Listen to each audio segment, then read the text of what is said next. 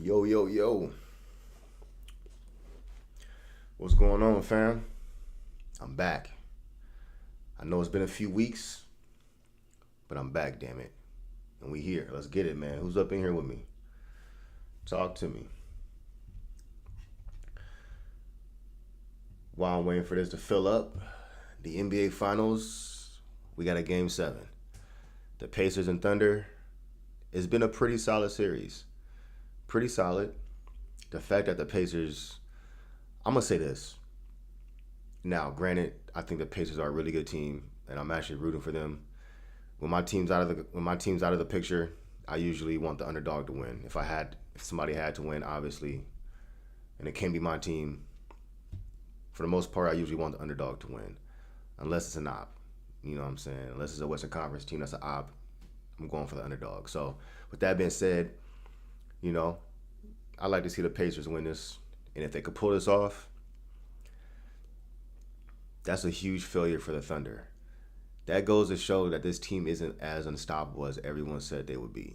They barely escaped the Denver Nuggets in seven. The Denver Nuggets, this Nuggets team was a little more flawed than they've been in the past few seasons. They had an interim head coach who got thrown in the fire like late in the season. So it was a lot of stuff going on to where the what I've seen is that the Thunder are very vulnerable. They're very vulnerable and they're not unbeatable. They won 68 games this year. That's cool, but they're not unbeatable. So with that being said, man, the Warriors got to make some moves, bro. They got to make some moves next in the offseason because this is wide open, man. The league's wide open, bro. The Pacers are in the finals, one game away from winning it all. Their best player is Tyrese Halliburton, who I think is an amazing young player. But this is wide open, man. Yo, who's in here? Yo, Timmy, what's up, bro? Appreciate you for stopping by, man. But yeah, y'all let me know in the comments who y'all got for game seven. I think OKC is probably gonna win. You would have to favor them at home, but if the Pacers win, that's a crazy upset. So we gonna see. We gonna see, man. So it's been a little bit more off-season chatter going on in regards to the Warriors and possible trade scenarios and whatnot. You know, so we gonna get into it. We gonna get into it. Whatever questions y'all got, let me know. Let me know what's popping. Yo, Timmy, you got any questions for the off season, bro? Let me know. But yeah, man, waiting for a few more folks to get in here before we get into the nitty gritty.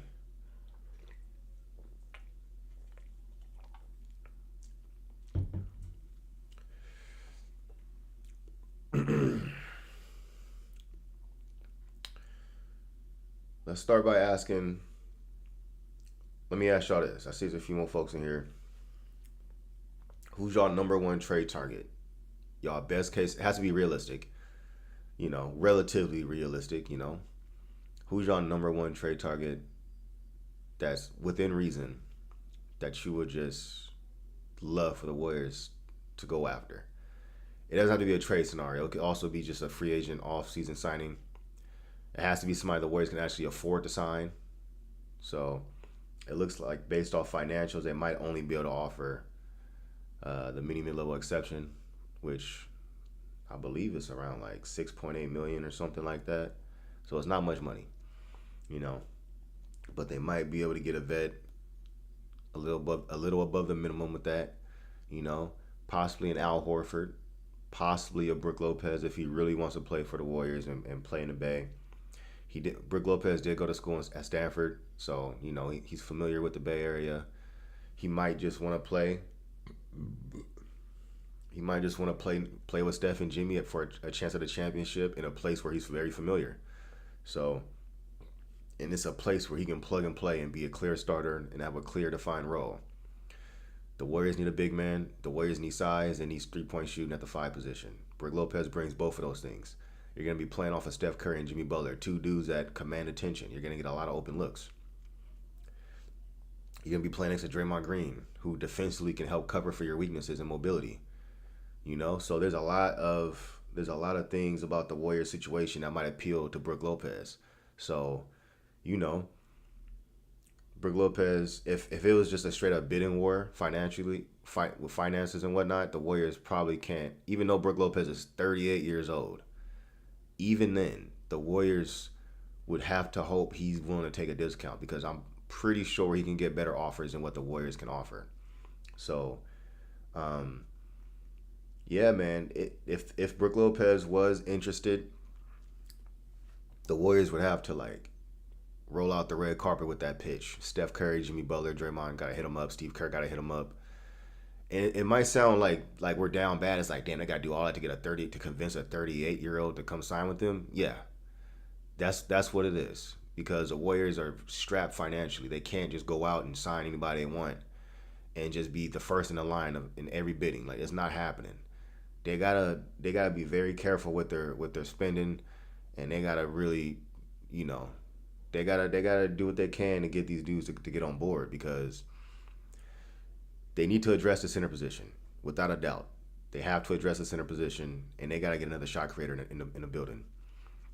So it's gonna be hard getting both with their limitations financially. It's gonna be hard addressing both of those needs with high quality options. So they're gonna have to sign one of those with their mid-level exception, and then for the other one, they're gonna have to address that via trade. So a situation, just to paint a picture of a possible situation that the Warriors could try to go to address both needs. Sign either Brook Lopez or Al Horford with that mid-level exception, which is, I think, roughly $6.8 million. It increases a little bit every year, so I don't know the exact amount is going to be this year. But let's just say, for the sake of argument, the Warriors have $7 million to offer one free agent. And anything after that, all they can offer is vet minimums, okay? So in this scenario, we got, let's say they use that $7 million. Steph, Jimmy, Draymond, Steve Kerr, they all hit up Brook Lopez. They make their pitch.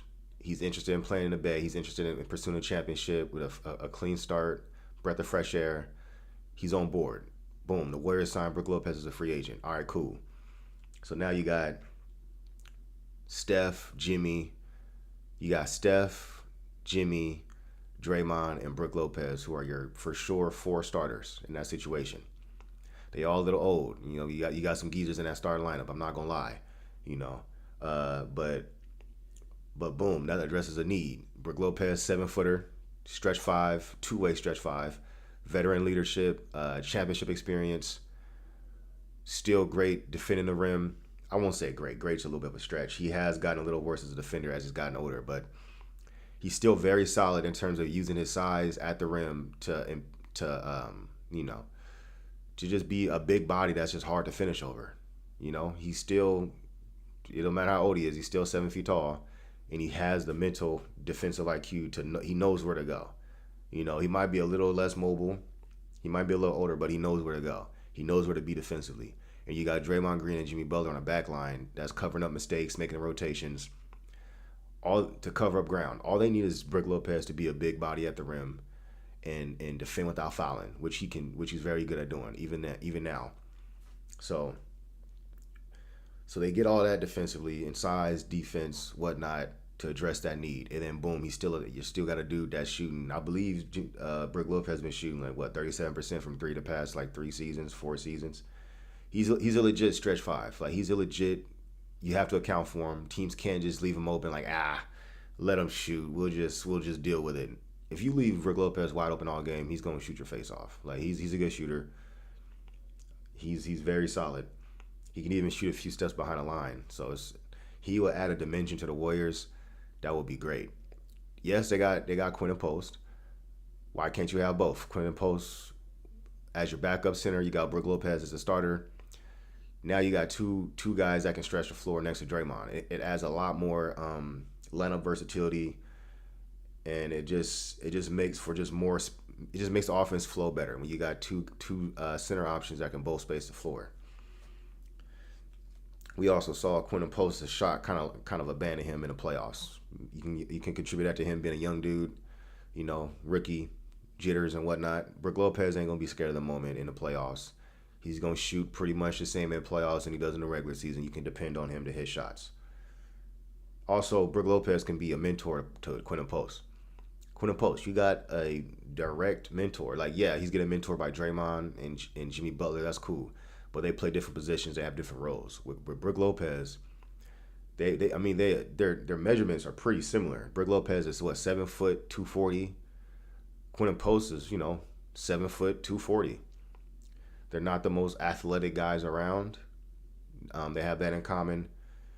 So there's pretty similar attributes. They have a pretty similar defensive task in terms of what would be expected of them, defending the rim and whatnot, using your size, boxing out, all that good stuff. Quinton Post would be a pretty solid mentor for Quinton Post. So he'll be getting mentorship from Draymond and Brook Lopez, someone who's a more direct comparison to the type of player that he needs to be, defensively and offensively. So that would be good. Okay, so boom, they got that addressed. So now they got to find a shot creator. This is where things get interesting. There's a few options that my number one option, and I've talked about this in my past streams. You guys have brought it up. I see Rob Buckets just brought it up too. What's up, Rob Buckets? What's up, King Corey? What's up, Retire? I appreciate y'all for pulling up on me. The option is Kobe White. Kobe White is probably one of my top options I would look for because of the combination of fulfilling a need that the Warriors have. Age, he's a young dude. I believe he's around 25. I don't think he's like mid-20s. I'm not sure his exact age right now, but he's around 25. He's a shot creator. He's essentially, for those who's not familiar with his game, he's basically Jordan Poole. He's more efficient. I would consider him a more efficient scorer. Jordan Poole is probably a better volume scorer in terms of just getting shots up and just, what have you. But Kobe White's more efficient. I trust him a little bit more in terms of not having as much, what's the word I'm looking for? Like more variance. Because Jordan Poole, as we know, like he can get shots up, he's a bucket, but he also was a high turnover dude. Like Jordan Poole was good for about 3.5 turnovers a game, which is a lot for like a third guard or an off guard.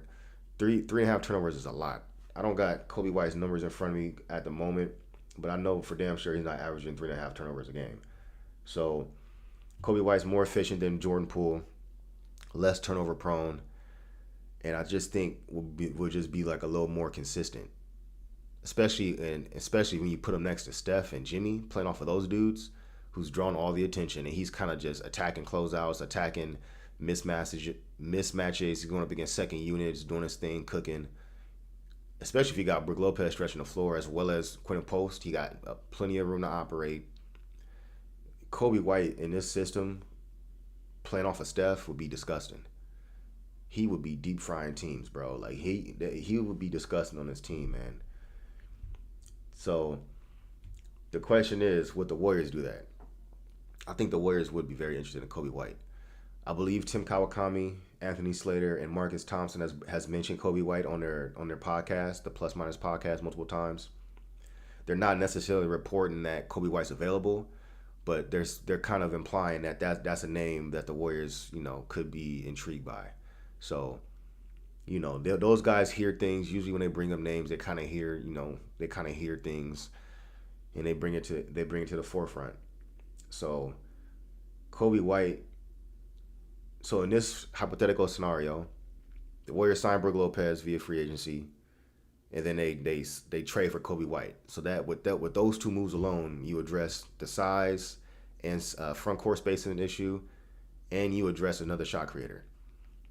So let's say for example, the Warriors this trade for Kobe White is Jonathan Kuminga. Jonathan Kuminga signed a trade to the Bulls and a first round pick. Do the Bulls accept that? If you call up the Bulls right now, you say, yo, we'll give you Jonathan Kuminga and a first round pick for Kobe White. Yes or no? I think the Bulls might be interested in that, but they might counter and be like, yo, we want 2 second round picks. We want 2 first round picks and Kuminga. At that point, I don't know if I'm doing that. I don't know if I'm doing 2 first round picks and Kuminga for Kobe White. That might be a little rich for me. Y'all let me know in the chat right now. Would y'all do, number one, would y'all do Kuminga and a first for Kobe White? Let's say just that, Kuminga plus a first for Kobe White. In the chat, everybody, yes or no. I want everybody that's watching to type in yes or no. That's the first scenario. I want to get some feedback before I respond.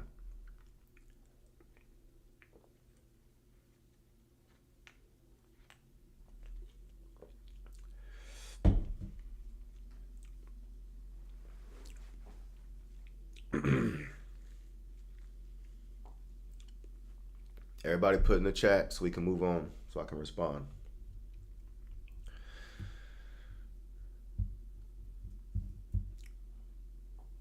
I got some yeses. I got a no. Okay. Oh, yeah, that's another point. Kobe White's a better defender than Jordan Poole as well. So that's another thing. Kobe White playing next to Steph defensively will look a lot better. I'm not going to say a lot better, but it'll look better than playing Steph and Jordan Poole defensively together. Kobe White and Jordan Poole, they're similar size. I believe Kobe White's 6'5". His listed weight, I can't remember off the top of my head, but it's probably somewhere between 205 and like 210 or something like that. Jordan Poole is 6'4", 194, if I believe that's his listed weight. He's been listed at. So Kobe White has a little more size than Poole. He's a little more stout. He's not like a defensive lockdown. He's not a lockdown defender by any means. But in terms of just being able to survive defensively next to a small guard like Steph, he can do it. He could hold up better than Jordan Poole could, at least. So those lineups, you know, Steph and Poole was nasty offensively, but there were certain teams where if that's the backcourt out there, the other team has things they can kind of pick on. Now Steph's a good defender. Even at Steph's age, he's a good defender. When teams try to pick on Steph, it usually doesn't result in an advantage for the other team. They try to pick on Steph, it doesn't work. Steph holds his own. It doesn't really work. I think more so teams do that. They pick on Steph just to tire him out so that he has less legs offensively. That's like the biggest reason teams try to pick on Steph. But when you have another small guard out there, you have another option you can attack.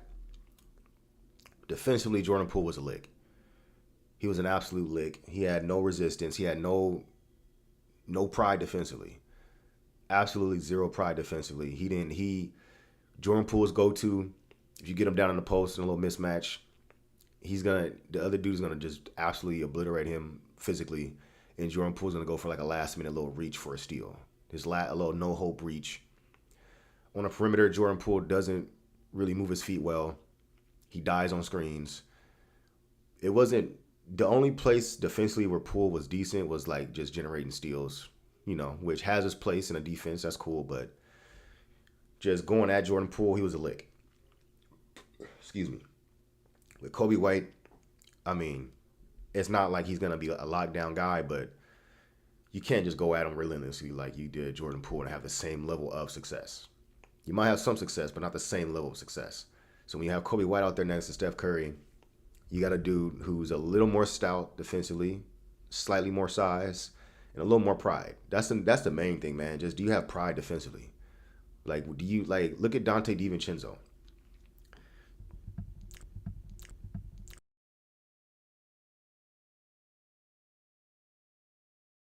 And Jordan Poole defensively. Similar size. Jordan Poole's probably a little bigger, but why is Dante DiVincenzo a much better defender than Jordan Poole was? Because he has pride. DiVincenzo is feisty and he does not like getting scored on. He takes offense to players trying to go at him. And sometimes just having that mindset is enough to just scrape by, even if you're on a smaller side, even if you have physical limitations. A great example. There was a play in the Minnesota series. Jonathan Kuminga had Dante DiVincenzo on a switch in a post. Dante, if you like the moment Kuminga caught the ball on the post and tried to go at Dante, you could just see the disrespect. Like he felt disrespected. He's like, oh hell no, you ain't about to just try to punk me. He stuck his chest out. He actually stood his ground. Kuminga's a much bigger dude. Kuminga has at least 20 pounds on DiVincenzo, at least 5 inches. 5 inches and 20 pounds, just a bigger, stronger frame. Kuminga tried to back him down. DiVincenzo stuck his chest out, stood his ground, and he wasn't having it. Like Kuminga couldn't really muscle him down. And DiVincenzo forced Kuminga into a tough shot. It was like some type of like weird little push shot with his like offhand. It was weird. And if that was Jordan Poole is number one. He's not giving any physical resistance. Kuminga would have just dog walked him down to the fucking paint, down to the rim, and just went up for a dunk. Like most of the time when you overwhelm Poole, he'll give up. Like he'll literally like get back down. Like he'll have his hands up here, just getting pushed back. And then once you get close to the rim, he'll get out the way and try to go for a strip. Versus Dante DiVincenzo, he's not having it. He ain't gonna punk him. He's gonna stick his chest out. He's gonna compete. He's gonna battle. And that all comes down to mindset, man. The biggest, like, there's no physical advantage Dante has over Jordan Poole, but the advantage he does have is just the mindset and the willingness to play defense. And that's what made the Steph Jordan Poole backcourt tough defensively at times. Was Jordan Poole just basically been a punk defensively, man. Like that's what it comes down to, bro. I'm not trying to like. I don't want nobody to get offended. Like, oh, I'm talking smack about Jordan Poole. He's not here anymore. Move on. People get very sensitive about like players, and I just don't understand. Like everything is relevant. Everything's in the context of the conversation. We're talking about the Golden State Warriors, the franchise. Jordan Poole was a former Warrior up until recently. I'm talking about Kobe White, how he would fit next to Steph Curry, who's a small guard. I'm looking at past references of lineups where the Warriors had small guards next to Steph and seeing how they stood up and comparing and contrasting. So before some of y'all get offended, because y'all, trust me, y'all get offended and y'all be in my comments getting mad, talking about what, move on. Why are you talking about Jordan Poole? Like bro, just relax, calm down. But anyways, but yeah, I'm saying all that to say this: Kobe White wouldn't look as disastrous defensively next to Steph. So I think, yes, you would be giving up a wing, a 6'7", 6'8" wing for a 6'5" guard, which, that might be a little, troublesome defensively in terms of how they will hold up. Giving up size for another guard is like, the Warriors are already small on the smaller side and you're giving up a wing for a guard. But it's not like you're trading for a small guard that's like 6'1", 6'2", 6'3". Kobe White's a legit 6'5", and he's a little better defensively than Jordan Poole was. So I see most of y'all are saying, let me go up a little bit. Most of y'all are saying yes for Kuminga in the first for Kobe White.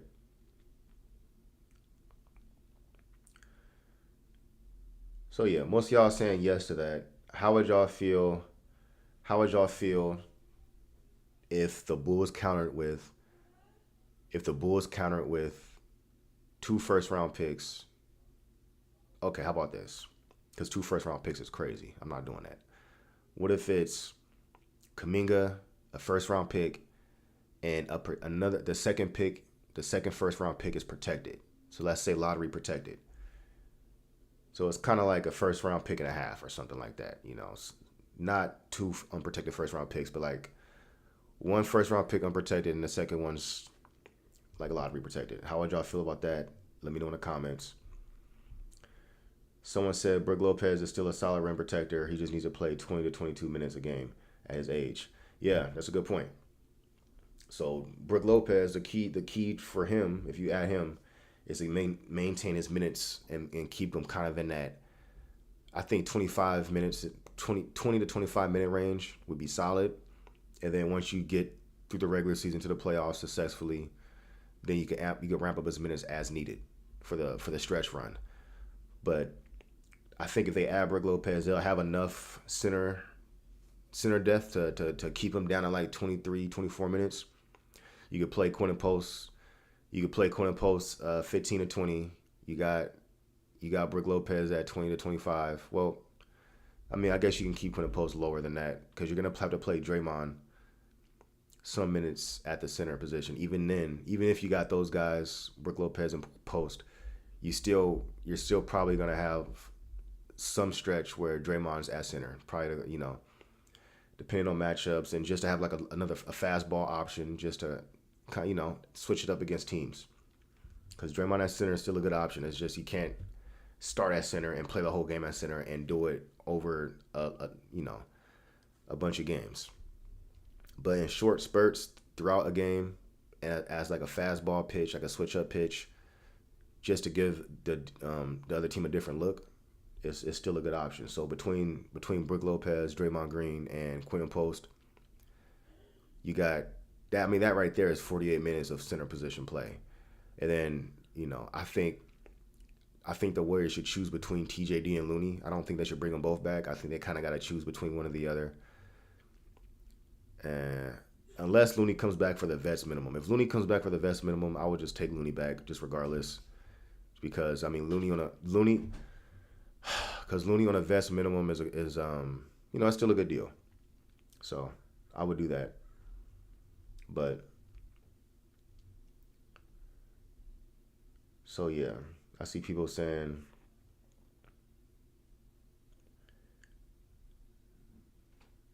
Kobe White may want 20 to 30 million. Dubs don't have the cap room. If they trade for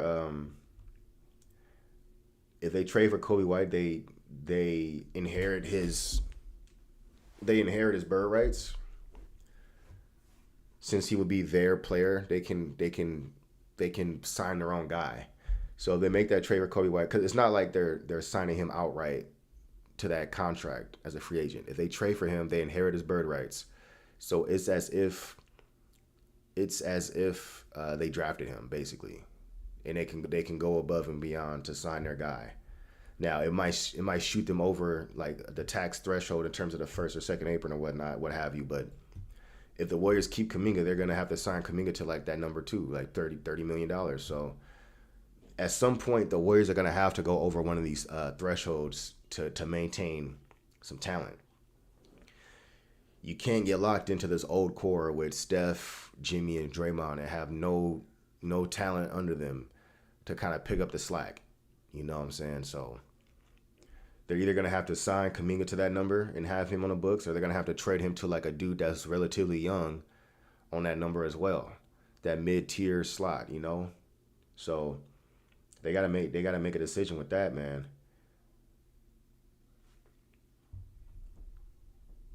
So yeah, I see. Yeah, Kobe White will want a contract extension before the trade.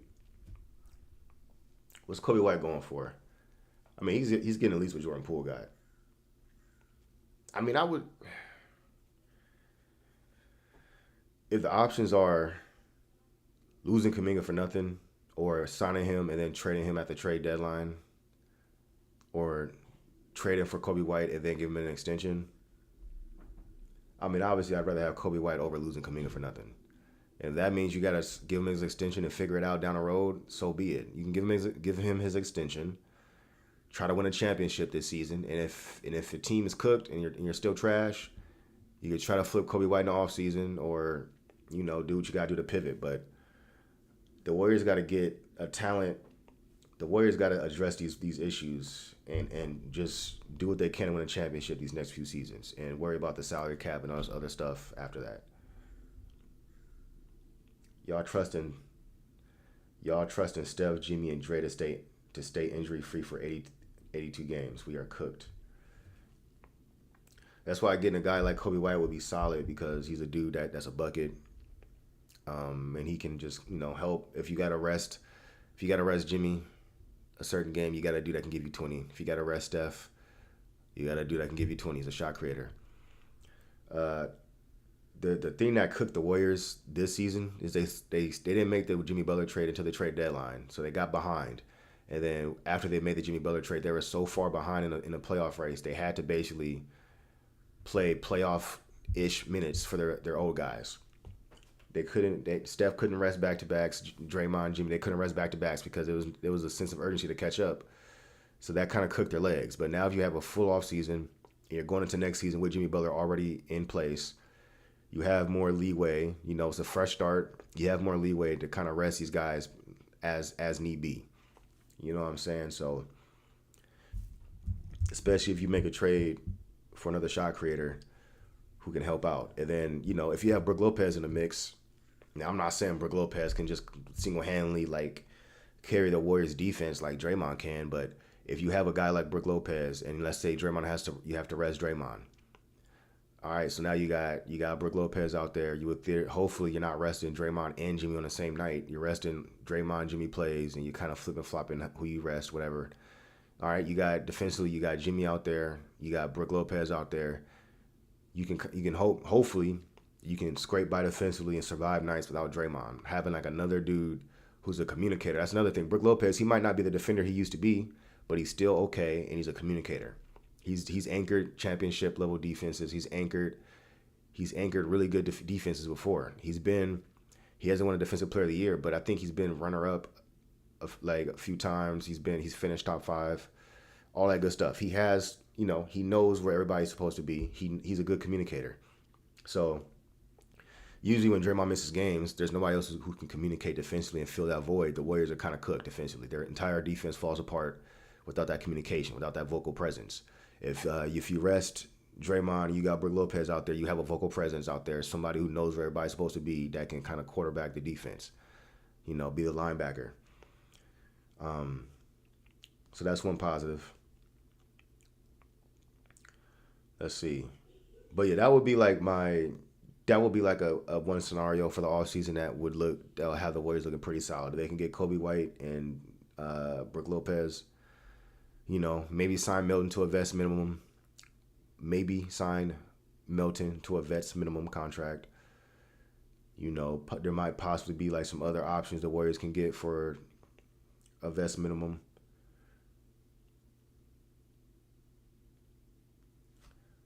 Let's see. Trade JK for Vucevic and Kobe White.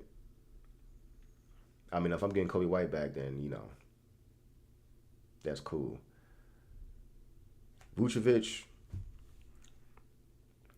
I don't know I mean, the Warriors played the Bulls a few times last season. In both games, Quinton Post outplayed Vucevic. So, and then now Vucevic is a year older. I'm not saying Quinton Post is better than Vucevic. I'm just saying last season, in the 2 times we played the Bulls, Quinton Post as a rookie who didn't have Kerr's trust yet, outplayed him. Now, I'm not saying that means we shouldn't get Vucevic, but he's now a year older. You know, he's not getting better. You have to assume he's getting slightly worse. I don't know how I feel about Vucevic, man. I mean, if the Warriors can't get Brook Lopez or Al Horford as a free agent, and they're a little down bad with their options, then possibly, but I'm not sure about that. But if he was in a package with Kobe White, then yeah, you know, that's cool. If I'm getting Kobe White back. But you got to think the Bulls want a first round pick for Vucevic alone. So if you're trading for Vucevic and Kobe White, the Bulls are gonna want like 3 first round picks. They're gonna try to pull a fast one. They're gonna overvalue their guys. It's gonna be a little harder to evaluate because the Warriors and Bulls are on completely different levels in terms of how they value their players. So when there's like a gap in like value evaluation, that's when trade negotiations just don't get far, because the Bulls are gonna want a first round pick for Vucevic. The Warriors are gonna say F no. Maybe some seconds. And then on top of that, you got Kobe White, who the Warriors might be willing to trade Kuminga for straight up. Adding a first round pick, I don't know if the Warriors even want to do that. But then when you ask the Bulls, they'll be like, yeah, we want Kuminga and 2 first round picks for Kobe White. So then when you do Kobe White and Vucevic, the Bulls might say, yo, give us 3 first round picks to make that trade happen. That 3 first round picks is a little rich for me, man. So I'm cool off that. It will just depend on the price. J.K. Moody for JJJ. The Warriors can't afford JJJ, man. That man's he's about to get a max contract.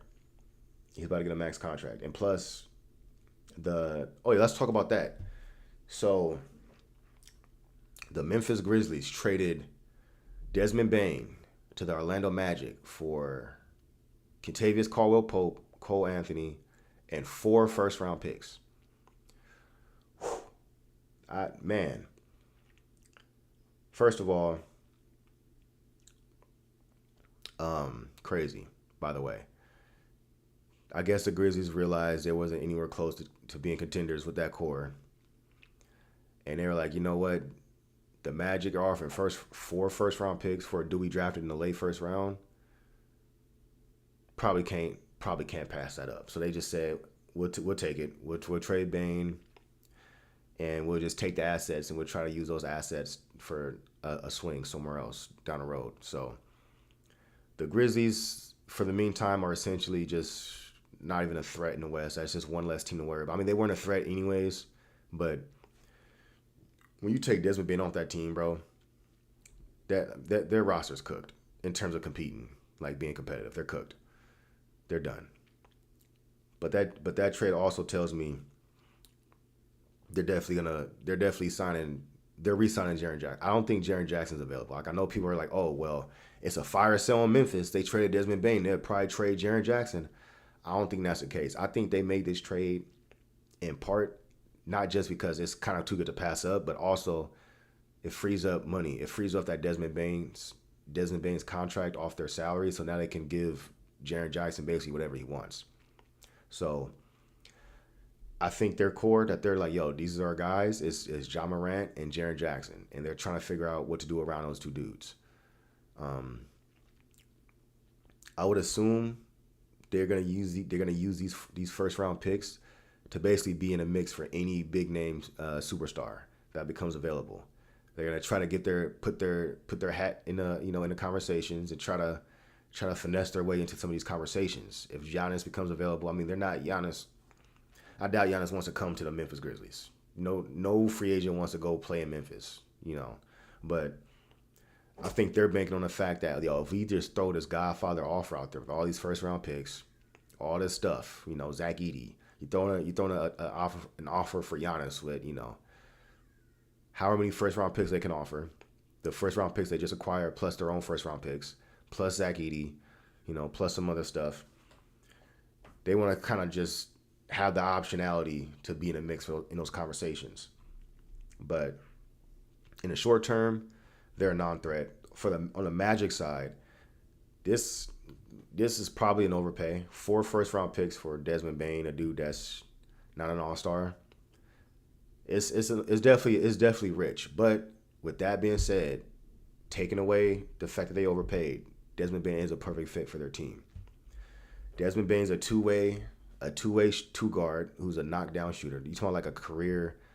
I don't know if he's a career 40% three-point shooter, but Desmond Bane is a 40% shooter. Like currently, like he's good for like 40%.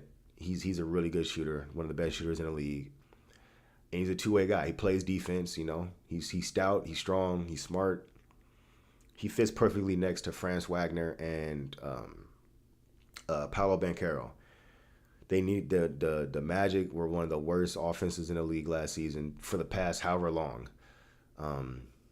They're one of if not the worst 3-point shooting team.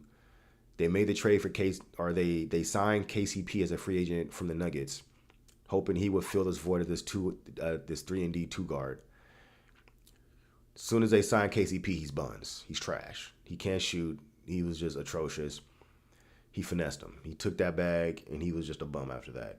So they were in trouble. They were like, "Yo, man, like the East is wide open. The Pacers just made the finals." I think the Magic, their rationality, they're looking at the landscape of the East, and they're like, "Look, bro, the Pacers just made the finals. They got Tyrese Halliburton, their young guard, their young star." In the Magic, in Orlando's mind, they're like, "Yo, we got Paolo and France, 2 young talented dudes just like Tyrese Halliburton." The Pacers made a few, they added a few vets. The Pacers added Siakam. They added They added a few other vets. They drafted well. They drafted Nimhard. Obviously, they drafted Miles Turner like 7, 8 years ago. They made a trade for what's his name? Um, I'm just blanking out on this dude's name right now. Their starting small forward. I don't know why I can't think of his name right now. It's crazy. But yeah, they're 3-and-D small forward. They traded for Obi Toppin. So they made a few smart trades for vets. They drafted well, and boom, they got this nice young up and coming team that's in the finals, led by Tyrese Halliburton. The Orlando Magic, from their perspective, like, yo, we got the young talent. We got France and we got Banchero. Now let's trade for the vets, like the Pacers did. They traded for Siakam, So the Pacers, the Magic also drafted Jalen Suggs, which is another nice piece. So they're like, yo, let's trade for the talent. We got enough young dudes. Like, we got, trading 4 first-round picks for a dude that's not an all-star is like, okay, that's a lot. But their mindset is, look, we got enough young dudes. We just drafted another young guy, Anthony Black, a few seasons ago. They're ready to cash in. They're ready to go forward with this core of France, Paolo, and Jalen Suggs. Add another high-caliber guy to that core and just seeing how far they can take it. And they're also banking on internal improvement from Suggs, Paolo, and France. And they're hoping that their internal improvement plus, insulating them with more veteran leadership and talent is enough to get them in that echelon, the upper echelon of the East. So that's their thinking. Desmond Bane's a really good fit for them. Fits in perfectly, movement shooter, off ball. He can play some backup PG with that ball in his hands. He's a smart decision maker. One of the best shooters in the league. He'll play amazingly off of France and Paolo. Jalen Suggs, Desmond Bane backcourt is really good. Both two-way guys, both 3-and-D guards that can also create a little bit with the ball in their hands. Two perfect complements to their front court with Paolo and France. So they overpaid for a guy that's essentially a perfect fit. And then in terms of his age-wise, what's Desmond Bane, like, 26, 27? He's a little older than those guys, but he's a vet, and he's still in his prime. You can even argue that he's not even in his prime yet in terms of Desmond Bane. So I think the overpay aside, it's a good fit. I think he'll be a great vet for them. He'll be a great complement to what they already got going on. The Magic are very interesting. They're probably going to have to kind of still make moves on the margins to address some other needs to get more shooting around those guys. They also got Wendell Carter Jr. at center, who's a shooter, stretch 5. So the Magic look solid. They also see Boston in a gap year. That's another good point. The Celtics are cooked next season. They don't have Tatum at all for the entire season. Boston's also going to have to make some trades to come off some salary. So the Celtics are going to take a step back next season. So if you eliminate the Celtics as a threat, the Milwaukee Bucks look a little shaky. Are they going to have Giannis the whole season? Maybe not. And then even if they do, Dame tore his Achilles too. Dame's out for the whole year. So the Bucks are a non-threat. The Celtics are a non-threat. The Cavs don't look as unbeatable as they looked. They look very vulnerable. Yeah, they're a little injured when they play the Pacers, but so what, man? You play who's in front of you. Cavs didn't get it done. It is what it is. So, from the Magic's perspective, the East is wide open. They got the young dudes. They got who they feel, 2 dudes that are capable of being all-NBA caliber players in France and Paolo. They're going for it. So I applaud them for going for it, man, and not just trying to hoard young players for like 10 years. It's like, bro, you got these young dudes that are talented. Just get them some veteran help and see what you can do. So that's that. Another trade possibility is Kevin Durant, who might be on the move. It's been reported that the teams that are most firmly in the mix for KD is the Minnesota Timberwolves, the San Antonio Spurs, the Houston Rockets, and the Miami Heat. So real quick, it's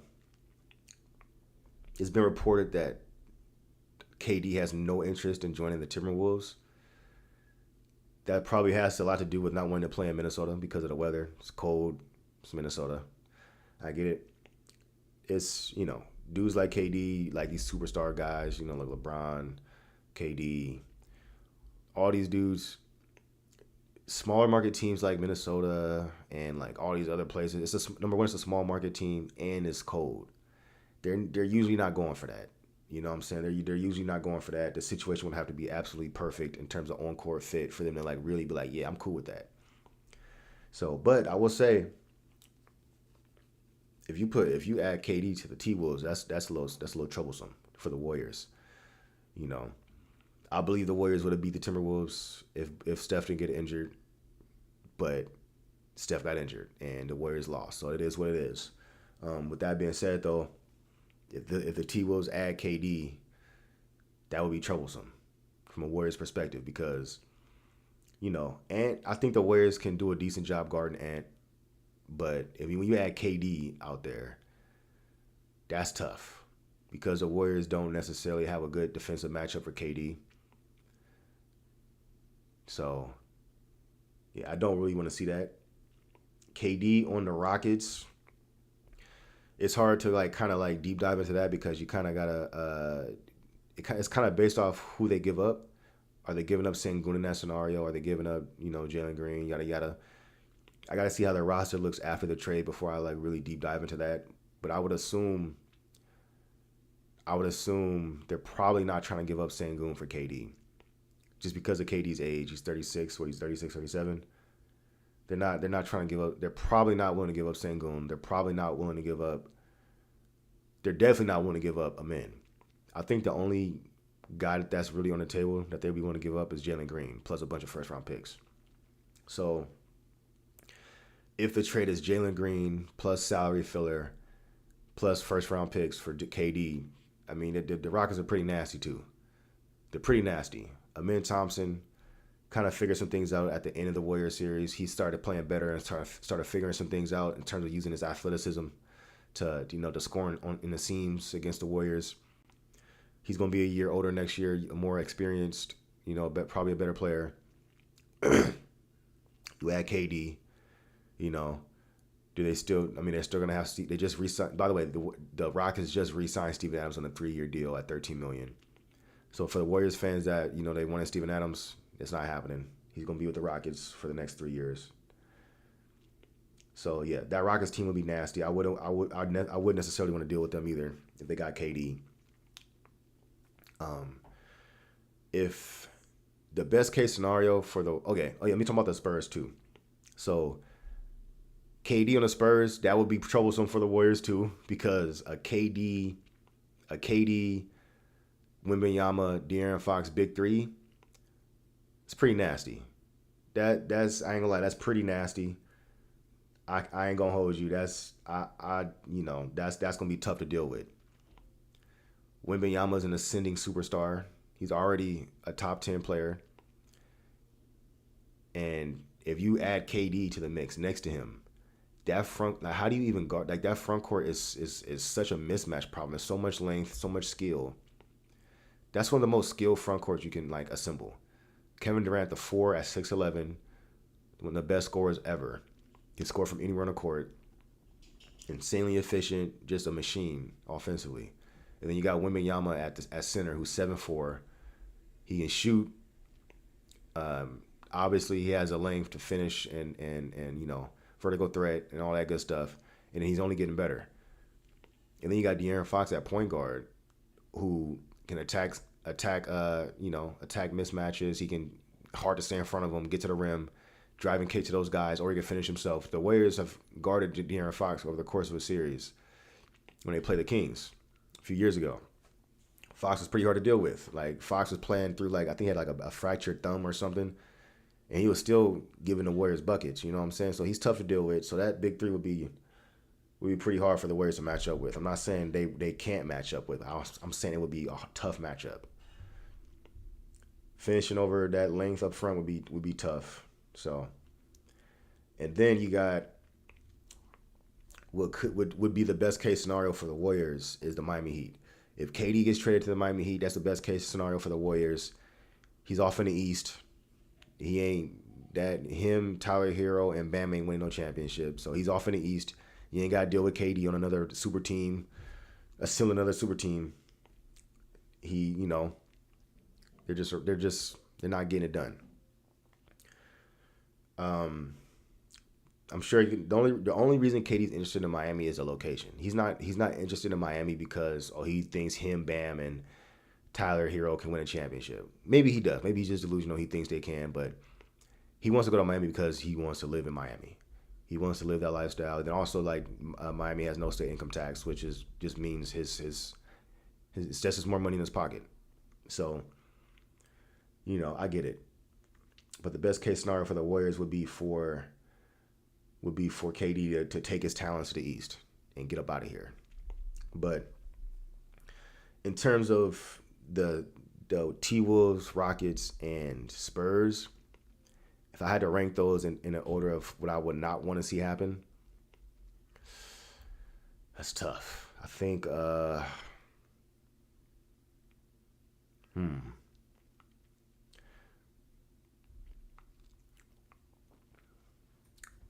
going to put the T-Wolves first. I think Ant and KD together would be pretty nasty. I don't necessarily want to see that. And then second, I would put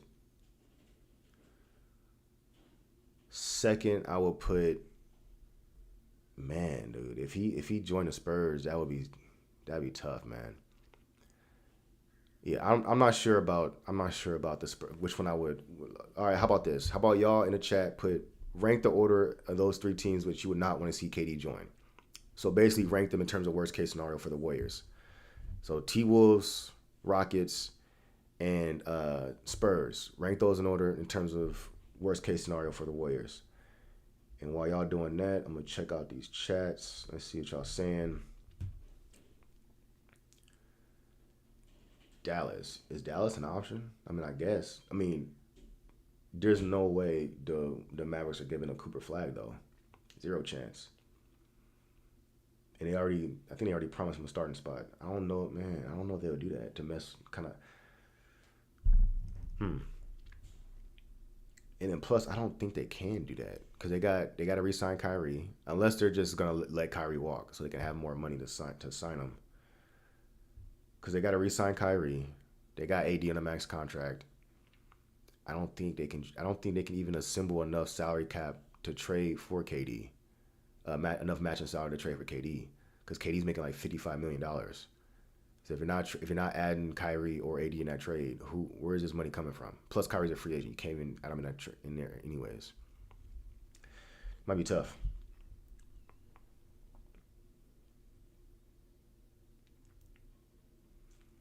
If the Wolves have to come up off of Naz Reid to make that trade work, can the Warriors then try to grab Naz Reid off the Suns? Or is Naz Reid's a free agent, right? He's a free agent. I don't even know how that. I gotta look up his status in that regard. Wolves can lose Randall, Nikolai Alexander-Walker, and Naz Reid. Then they stuck. I mean, for KD, Randall can go. Losing Nikolai Alexander-Walker would be a little tough. I wouldn't want to lose him. And Naz Reid, I wouldn't want to lose Naz Reid. But if the T-Wolves can get KD without giving up Jaden McDaniels, that'd be pretty solid. You got Edwards, McDaniels, KD. Wouldn't be bad.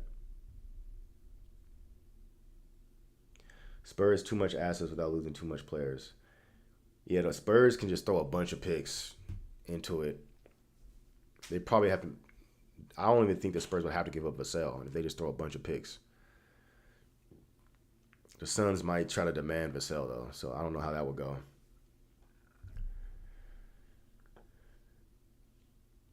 Rockets trying to get rid of Jalen Green for KD, but nobody wants Green's $30 million salary. Yeah, man, Jalen Green is overpaid, bro. He looks like a 6-man scorer. He's not that good. He's really not that good. That's like the biggest misconception that Rockets fans had going into the Warriors series is they really thought Jalen Green was about to just cook the Warriors. They thought wrong. They thought wrong. Jalen Green is not that guy. He's not that guy. He had zero chance of having an efficient series against the Warriors. He had one good game, and that's it. Yeah, he hit like 8 threes that game. He was on fire. He's just not that guy. He's literally a more athletic Jordan Clarkson, man. It's not happening for him, bro. Let's see.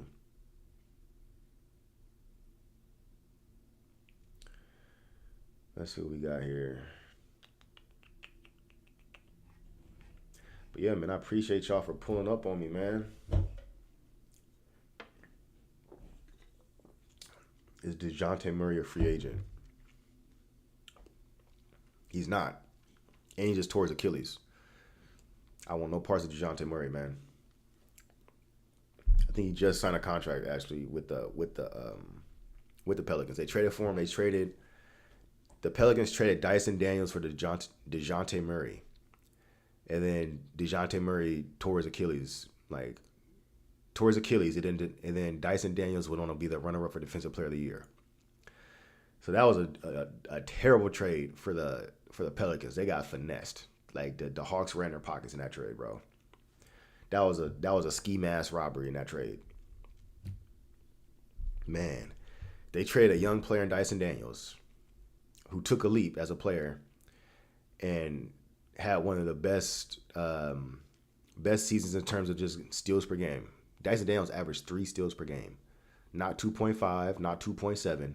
He legit averaged 3 steals per game for the entire season. He was a runner-up for Depoy.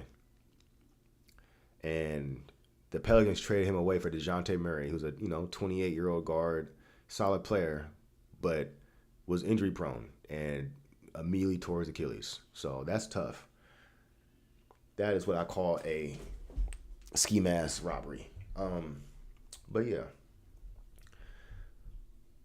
Thoughts on Zion James for our second round pick? I'll be honest with you, bro. I haven't really been tuned in to like the college scene, man. I've been super busy, bro. It's I haven't really been tuned in. So I'm gonna do some more deep dive into the draft and all that good stuff. A little bit later in the offseason. We'll probably, I guess, at this point soon. But yeah, I have no thoughts on Zion James right now, unfortunately. You think Moses Moody has potential, or is he just a bench player? I think Moody hasn't hit his ceiling as a player yet. I don't think. Now, some of the higher end outcomes for Moody, I think are, kind of off the table. Like I had a video, and for y'all, one of my older videos, I had a Moses Moody video where I was like, and I think this was like last season. It was like, what's Moody's upside? And then I compared him to Chris Middleton, like earlier stage Chris Middleton before he became an All-Star. I thought Moody had the runway of possibly being a Chris Middleton type of player. But I think that outcome's off the table. I don't think he has that type of upside. He doesn't have the ball handling. He doesn't have the playmaking. He doesn't have as much fluidity that Middleton has. Even earlier stage Middleton, he just doesn't really have that. I think for Moses Moody, I think he's capable of being more than just a 3-and-D wing. I think he's capable. I think his ceiling is. I'm trying to think of like a comp for what Moses Moody's theoretical ceiling would be.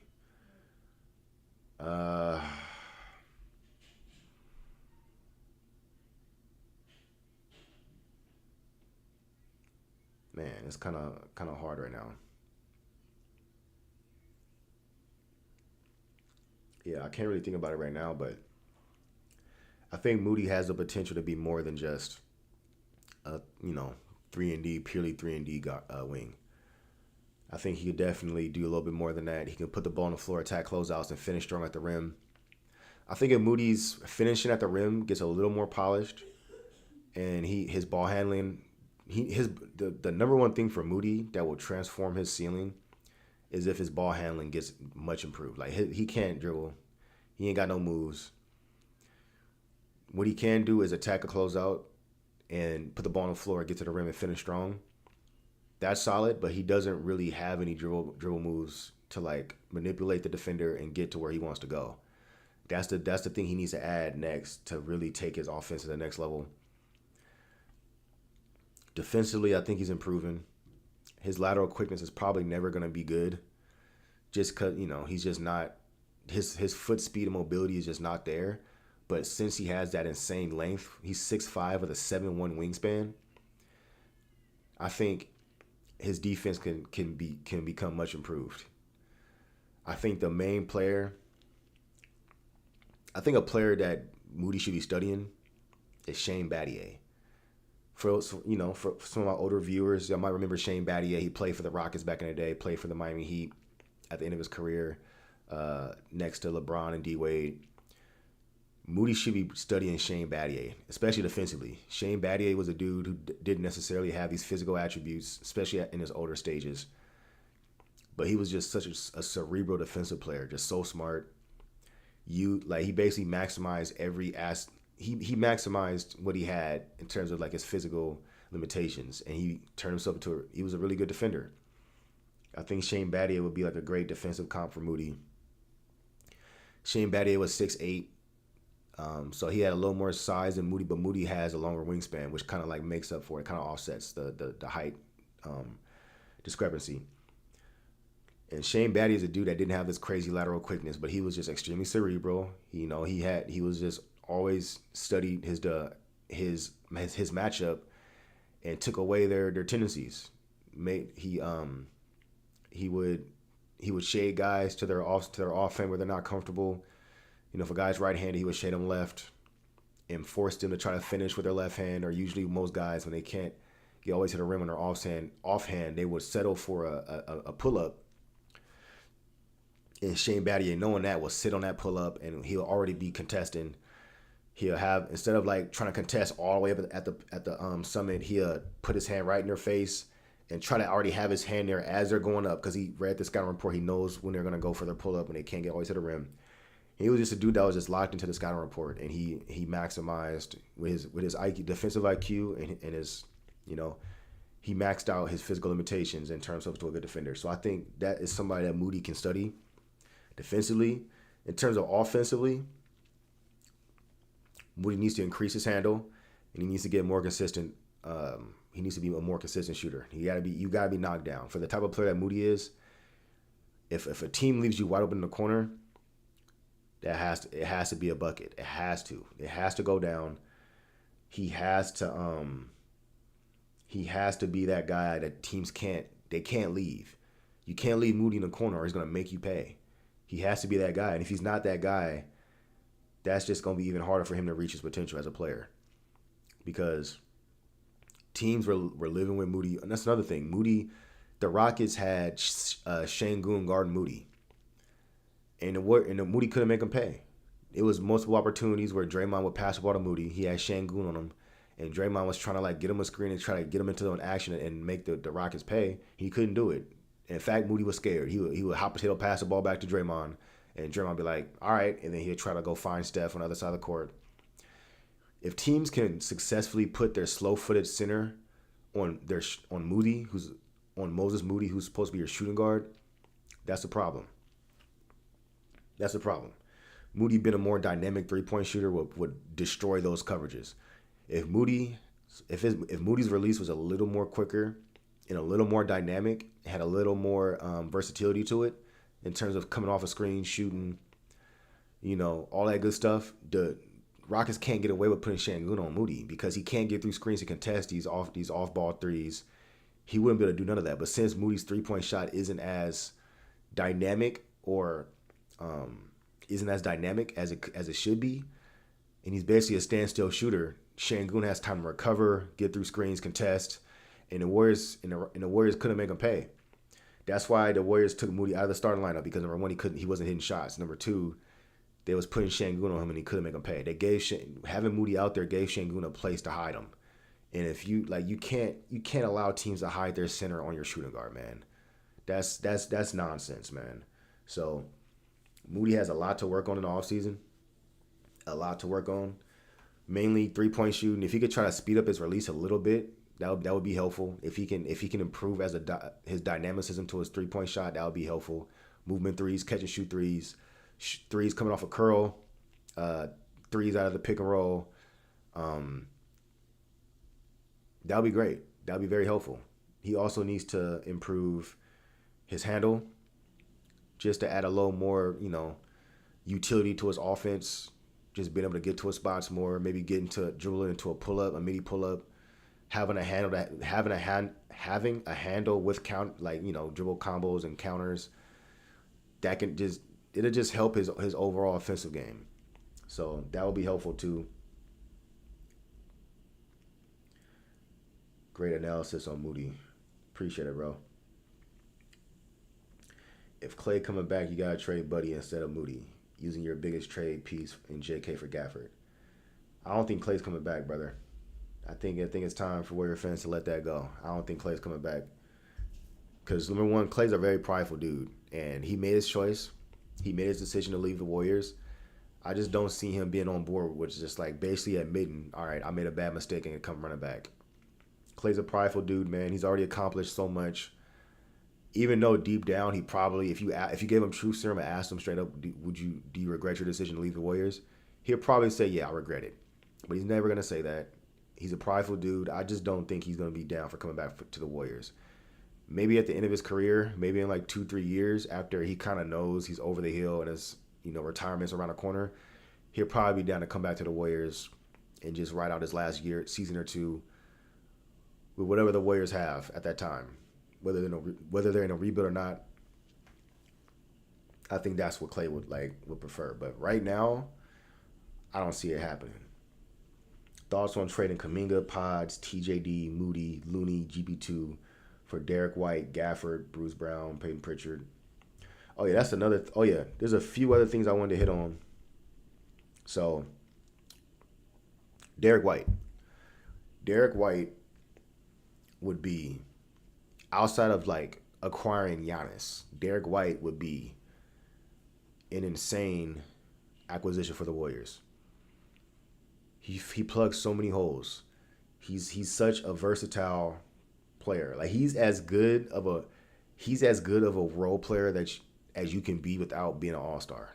Derrick White would be an amazing complement to Steph and Jimmy. He's really good 3-and-D wing that also has some shot creation and playmaking ability. He's making $30 million a year, but I think he's well worth that. I would much rather pay Derrick White $30 million than pay, Look, Kobe White. I'd rather pay Kobe White $30 million than pay Kuminga $30 million. I'll put it like that, man. Kobe White would be an amazing piece. He's basically Pods on steroids. He's Pods on steroids and crack. He's Pods if the dream outcome for Pods came to fruition and he just maximized everything he can possibly be good at. That would be Kobe White. I'm sorry, not Kobe White, Derrick White. Derrick White would be amazing, man.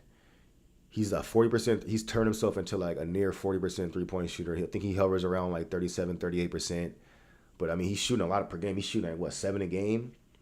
He's a really good shooter. He's a really smart player. He's one of the best defensive guards in the league. One of the best. He's made all NBA, all defense teams. He's made all NBA, all defense teams. He's one of the best shot blocking guards in the league. He's literally one of the best. He actually provides rim protection as a 6'5" guard. He has insane timing, and he's actually a presence, a factor as a help defender, which is kind of crazy for a guard. But that's what he provides. On ball defense, he's elite. Off ball defense, he's elite. You put Derrick White defensively next to Jimmy Butler and Draymond Green, that's disgusting, man. That the Warriors' defense would be disgusting. Derrick White is a monster, man. I'm just thinking about Derrick White and Draymond defensively, just swarming on the perimeter. You got Jimmy Butler in the passing lanes creeping. That would be disgusting. Um, what was I gonna say? And then on top of that, he's a guy that can average like 17 points per game efficiently. He's a very efficient player. Like I said, he shoots like what 38% from three, on like 7+ attempts a game. He's a solid. I'm not saying he's like some amazing great finisher. Solid passable finisher at the rim. He could do some stuff with the ball in his hands. He can be a de facto point guard out there for you. Not like a starting caliber point guard, but like a backup caliber point guard in terms of like point guard responsibilities. He averaged, how many assists a game did he average? Almost 4, I believe. Let me look up his stats. Um, but yeah, Derrick White would be crazy, man. He will fit in seamlessly next to Steph and Jimmy. He's a guy, even though he's 6'5", he could play up defensively. He can guard small forwards easily. Okay, he's 6'4", not 6'5". He shot 38% from the field. I'm sorry. He shot 44% from the field. He shot 38.5% from three, and 84% from the free throw line last season. He averaged. Let's see. He averaged 16.5 points per game. He attempted 9 threes a game. So he shot 38.5% on 9 3-point attempts a game. That's pretty nasty. He averaged 5 assists a game to 1.7 turnovers. So, bro, that's better than I was expecting. He 5 assists a game to 1.7 turnovers. That's really good for an off guard, man. That's really good. Man, that's really good. Yeah, man. Derrick White would be the okay. And then look at this. Last season, the 2023-2024 season, he finished top 8 in DPOY voting. He was all defense second team. Bro, he finished top 8 in the DPOY as a 6'4" guard, like the season before last season. That's crazy. Man, that's crazy. And he's only 30 years old, man. He's been improving the past 2 seasons, so he's literally just now coming into his prime. And with his game is going to age extremely well. He's not relying on athleticism. He's literally just an insanely smart player, all-around player that's skilled. He can shoot really well. He's a great defender. He's a pretty good playmaker. He's a smart decision maker. He doesn't turn the ball over. He's giving you 16.5 points a game. He can guard 1 through 4, basically 1 through 4. So point guards, shooting guards, small forwards, and some power forwards if they're not too big.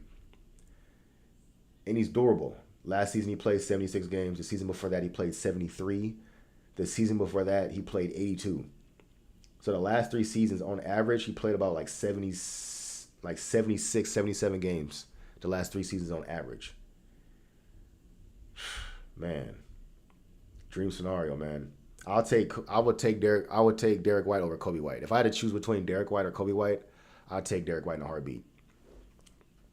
I know Kobe White's probably a better shot creator in terms of just getting a bucket, but Derrick White checks so many other boxes, and he's still giving you 16.5 points a game with the elite defense, with the playmaking. That would be disgusting, man. Now, Derrick White is probably gonna cost you. Derrick White's gonna cost you a lot though. You're looking at you're probably trading 2 first-round picks, Kuminga or Moody or Moody. Let me ask y'all something, man. If the Celtics said we'll trade you Derrick White, but we want Kuminga, Pods, and a first-round pick, are y'all doing it? Let me know in the chat. Kuminga, Pods, and a first-round pick for Derrick White. And then salary filler to make the salaries work. So I'm asking on the chat. Kuminga, Pods, and a first-round pick for Derrick White. Let me know.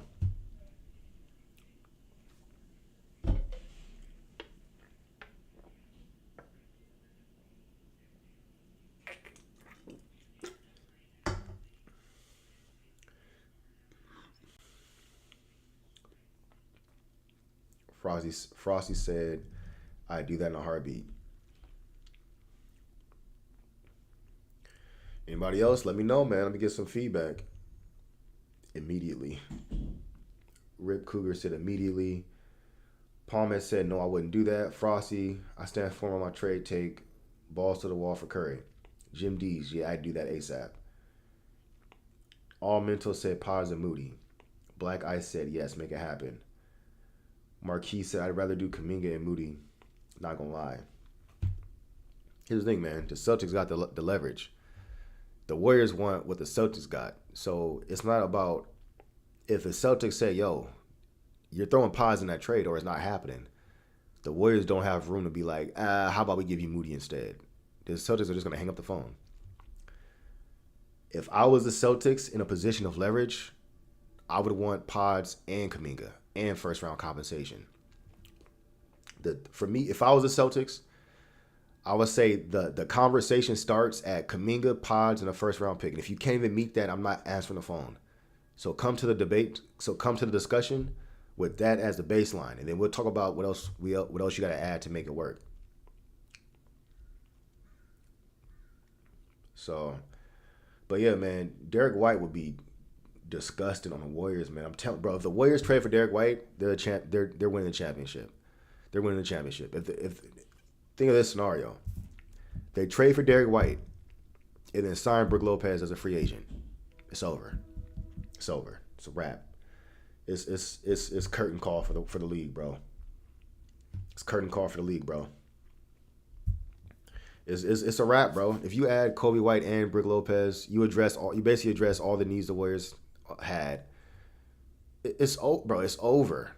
If you thought DeAnthony Melton before he got injured was on the Warriors was nasty, Derrick White is the upgraded version of Melton. Multiple calibers better. Like, Derrick White is basically Melton if he was a 17-point per game scorer, capable of averaging 5 assists a game. All like, bro, and he's a better defender than Melton, who's a great defender. It's curtains, bro. We already see the formula. Melton was a great fit next to Steph in a small limited size we got. If Melton was a great fit, Derrick White would be an unbelievable fit because he's basically Melton but multiple tiers better at everything. Literally everything. He's Melton but upgraded. It's crazy, bro. But yeah.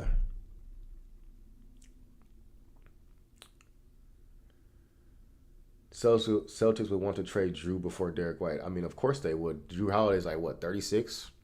Derrick White's 30. The thing with that is Holiday's contract is kind of nasty, bro. Like 3 more years for a 36-year-old. At what, $33 million? That's, I don't think teams are too interested in that, man. I don't think the Warriors want any parts of that. Paying Drew Holiday over the next 3 seasons, they don't want no parts of that, man. Derrick White will probably stay and Jaylen Brown. Derrick White will probably stay and Jaylen Brown. I mean, the Celtics, they got to make something happen, bro. They can't pay all those dudes, especially like with hit them out for the season. They gotta make something shake, bro. Derrick White balled out during the Olympics. That's another thing. Steve Kerr has a relationship with Derrick White. He coached him in the Olympics. Steve Kerr played Derrick White over Tatum. So that goes to show like how much Steve Kerr values players like Derrick White. If you gave Steve Kerr Derrick White, bro, he would not be able to keep him off the court. Derrick White is a Steve Kerr wet dream player, bro. Like the everything. So people complain about Steve Kerr playing pods too much. Derrick White would just, if you give Steve Kerr Derrick White, he's not gonna be able to take him off the court, and that's a good thing. That he's an amazing player, man. So yeah, with that being said, I think J.K. fit better with the Bucks. J.K. on the Bucks. What do we get in return though? It's not really anything on the Bucks I want. Bobby Portis and Brook Lopez are the only names I would be interested in, but they're both free agents. Draymond for White, I would do that trade in a heartbeat, but the Celtics won't. They would laugh us off the phone. Draymond would be considered negative value for them. They're trying to get off contracts and get assets in return. trading for Draymond Green when they're not going to be competitive next season makes no sense for them. You're going to trade Derrick White for Draymond Green, who's 34 years old, and then you're not going to win anything anyways next season because Tatum is out with an Achilles. So you're hoping that Draymond Green will be able to give you something the season after that when he's like 36 years old. It's not happening.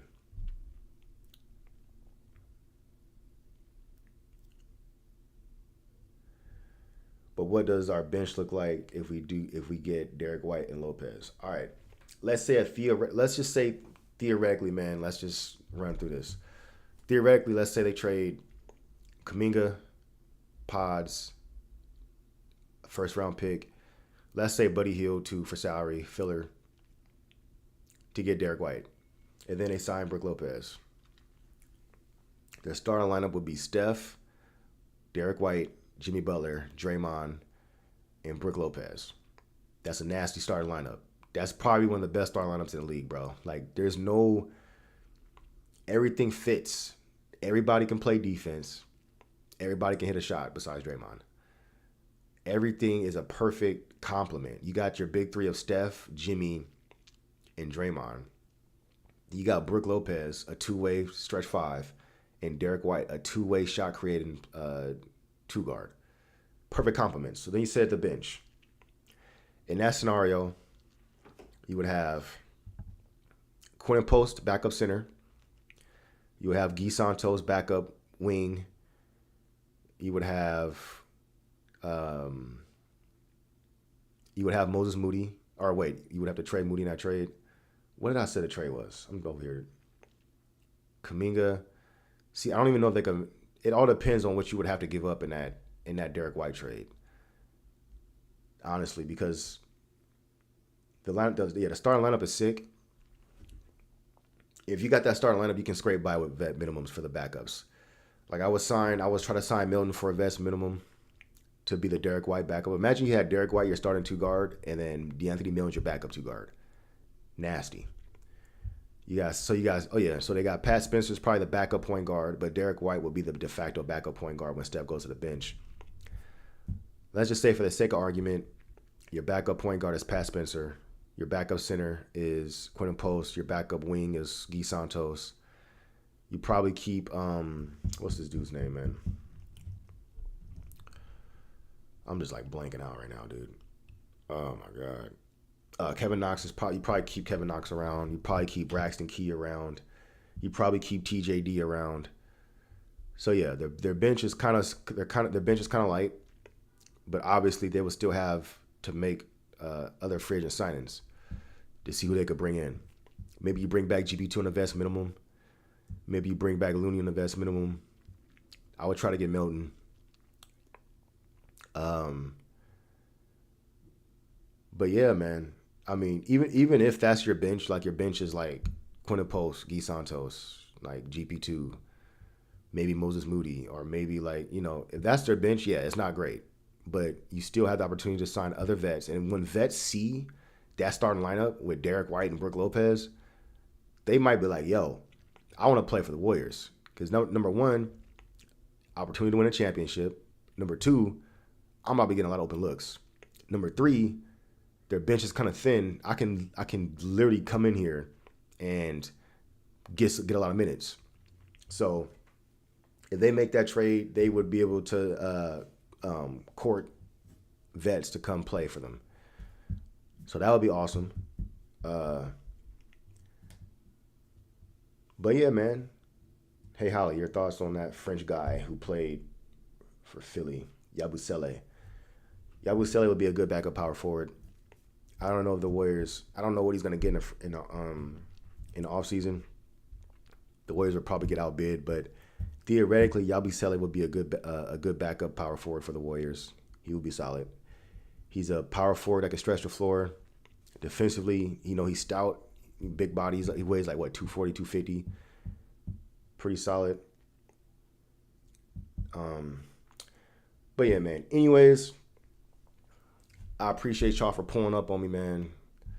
I know it was a last minute announcement. My bad, bro. But we're here. Thanks for showing love. Thanks for the questions. How do I feel about Seth Curry? I would take Seth Curry as a backup. I know Seth Curry hasn't been willing to play for the Warriors. He doesn't want to play in his older brother's shadow. But as his career is kind of waning down, he's getting a little older. I'm hoping Seth would be like, yo, all right. It would be pretty cool playing with Steph for a few seasons. Because I would take Seth on a vest minimum, man. Seth Curry is a premier shooter. One thing you can say about Seth, if he's open, if teams leave him open, he will knock it down. He's one of the best shooters of all time in terms of just straight 3-point percentage, career 3-point percentage. Just a really solid shooter, man. I would take Seth on a vest minimum. That's probably all he can get right now. So I would take, for the vest minimum, I would be looking at guys like Seth Curry, DeAnthony Melton, all that. I don't got the free agency list in front of me, but I'm sure some other names I would like to. I appreciate you too, King Corey. Thanks for pulling up, bro. One of my biggest supporters, man. King Corey, shout out to you. All Mental, shout out to you too, bro. Marquise, I see you. Rip Cougar, I see you. Palmette, I see you. Doug Chang, what's up, brother? But yeah, man. Thanks for pulling up on me, y'all. I'll catch you on the next one. Peace.